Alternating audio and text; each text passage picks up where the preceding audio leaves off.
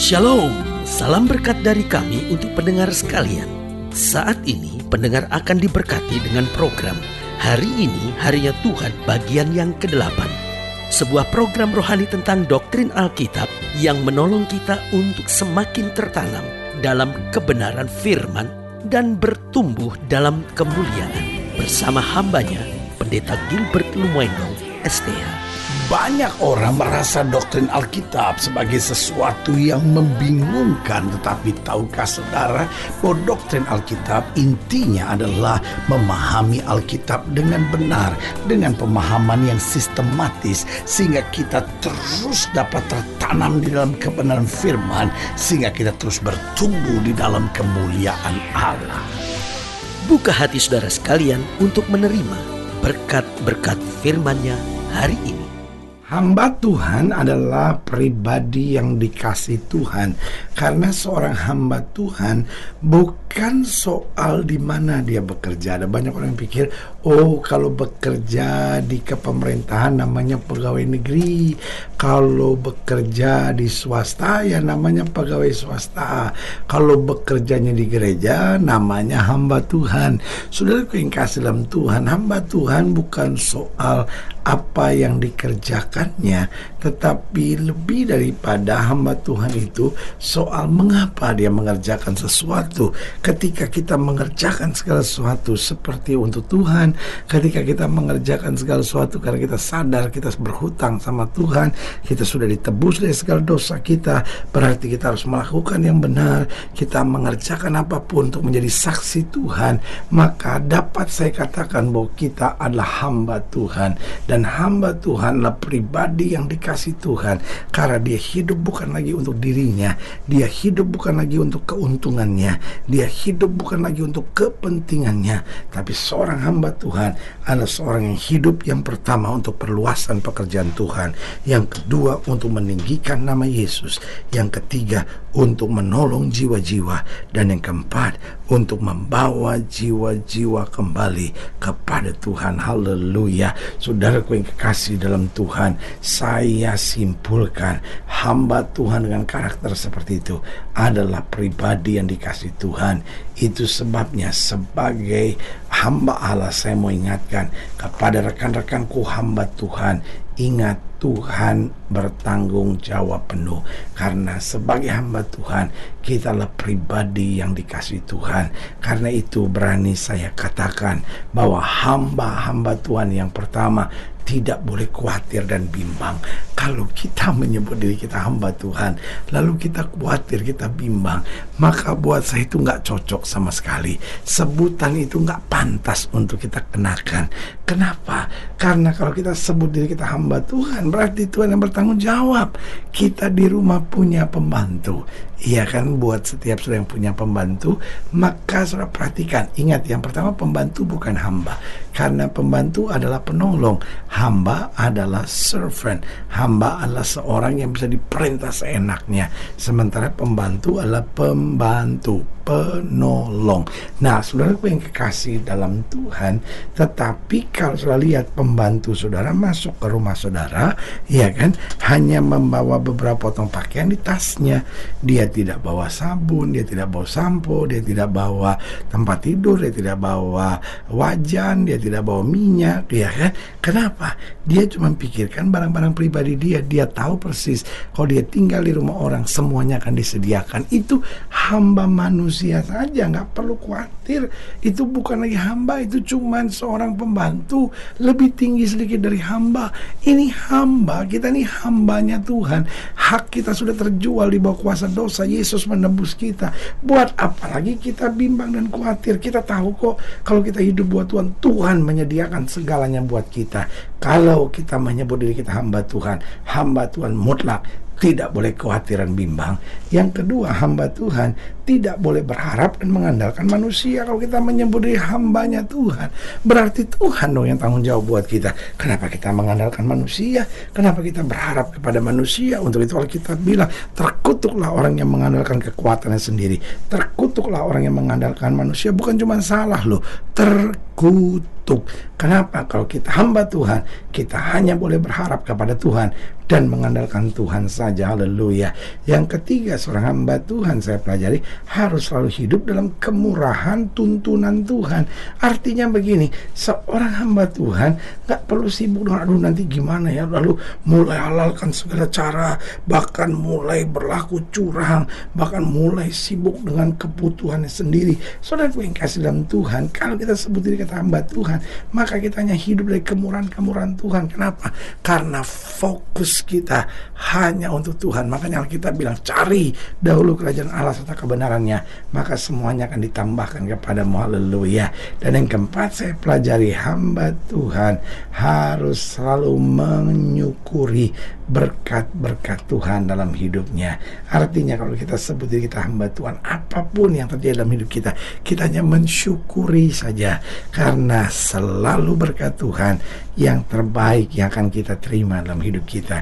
Kalaupun kita belum mengerti, kalaupun kita belum paham, kita tetap bersyukur, karena kita tahu harinya kita akan mengerti bahwa apa saja yang Tuhan berikan buat kita itu baik. Haleluya. Jadi saya ulangi sekali lagi, hamba Tuhan adalah pribadi yang dikasih Tuhan.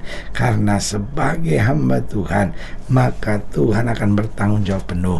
Karena itu hamba Tuhan yang pertama tidak boleh khawatir dan bimbang. Yang kedua tidak boleh berharap dan mengandalkan manusia. Yang ketiga harus selalu hidup dalam kemurahan dan tuntunan Tuhan. Yang keempat harus selalu mensyukuri berkat-berkat Tuhan. Haleluya. Selamat datang dalam program kita hari ini, Harinya Tuhan, sebuah program rohani yang kembali mengingatkan kepada kita betapa pentingnya kita menjadikan firman Tuhan sebagai dasar keseharian hidup kita.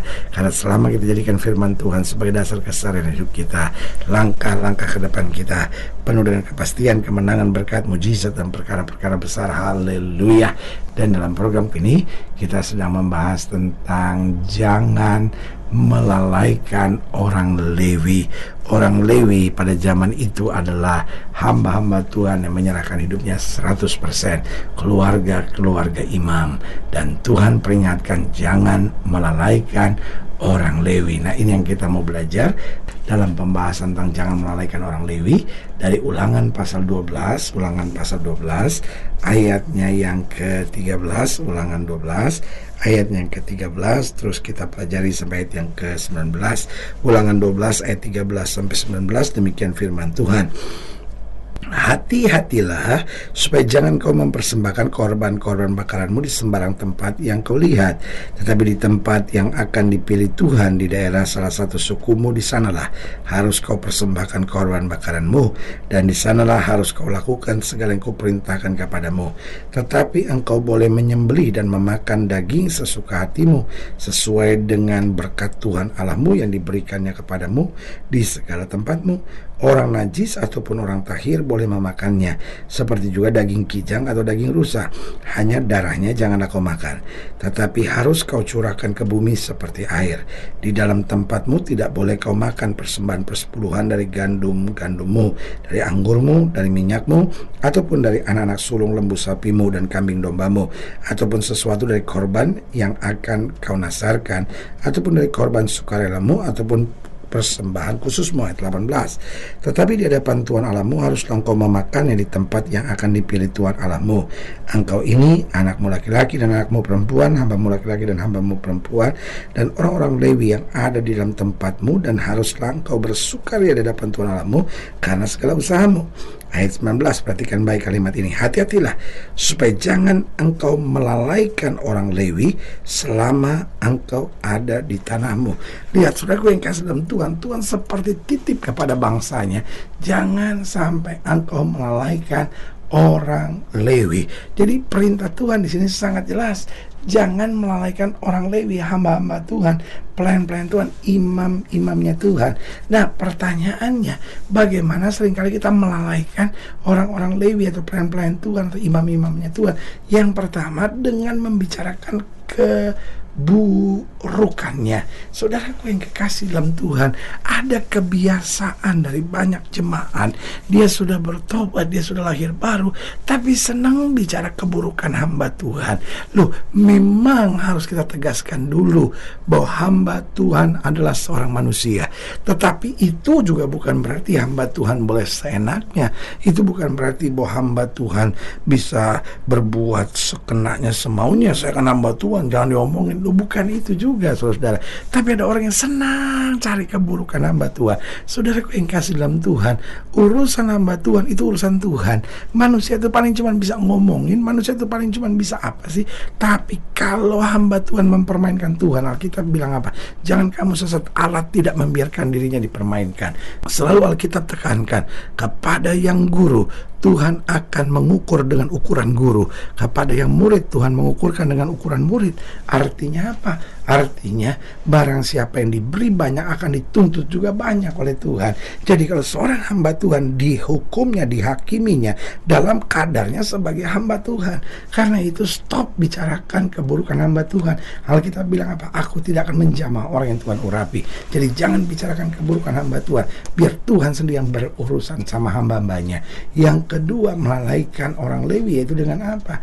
Dengan merendahkan dan tidak menghargainya. Kalau kita bilang, ini kan cuma pendeta. Waduh, kalau pejabat kita hargai, kita hormati. Tapi kalau pendeta, aduh, kita nggak menghormati, saudara. Ini jahat di hadapan Tuhan. Ini tidak berkenan di hadapan Tuhan. Hamba-hamba Tuhan, walaupun dia hamba Tuhan miskin, walaupun dia hamba Tuhan dari daerah, tetapi biasakan mental kita menghargai hamba Tuhan. Bukan karena mobil yang dia kendarai, bukan karena prestasi yang dia berhasil ukir, tapi karena dia seorang yang patuh taat dalam panggilan Tuhan sebagai hamba Tuhan. Yang ketiga, saya perhatikan bagaimana kita seringkali melalaikan orang Lewi, hamba-hamba Tuhan, peran-peran Tuhan, dengan tidak menolongnya serta menopangnya. Saudaraku, hamba-hamba Tuhan ini perlu kita topang, baik dalam doa kita, kalau kita mampu juga dengan dana kita, minimal dengan perhatian. Alkitab bilang apa? Segelas air sejuk kita berikan seseorang karena nama Tuhan, maka Tuhan akan memberkati berlipat kali ganda. Jangan bicarakan keburukan hamba Tuhan, jangan merendahkan dan tidak menghargai hamba Tuhan, jangan tidak menolong hamba Tuhan dan tidak menopang. Apa yang bisa kita buat, kita buat. Kalaupun kita nggak bisa buat apa-apa, minimal kita topang di dalam doa, sehingga hamba Tuhan dahsyat dalam pelayanannya. Kita ini kadang-kala minta didoain sama pendeta, tapi nggak pernah mau doain pendeta, bahkan terus cari kekurangan, kelemahan, dan keburukannya. Dan karena itu yang keempat saya pelajari, melalaikan seorang Lewi itu dengan mencari-cari kekurangan dan kelemahannya. Jadi saya ulangi sekali lagi, ada 4 langkah di mana orang seringkali melalaikan orang Lewi, peran-peran Tuhan, hamba Tuhan. Yang pertama, dengan membicarakan keburukannya. Yang kedua, dengan merendahkan dan tidak menghargai.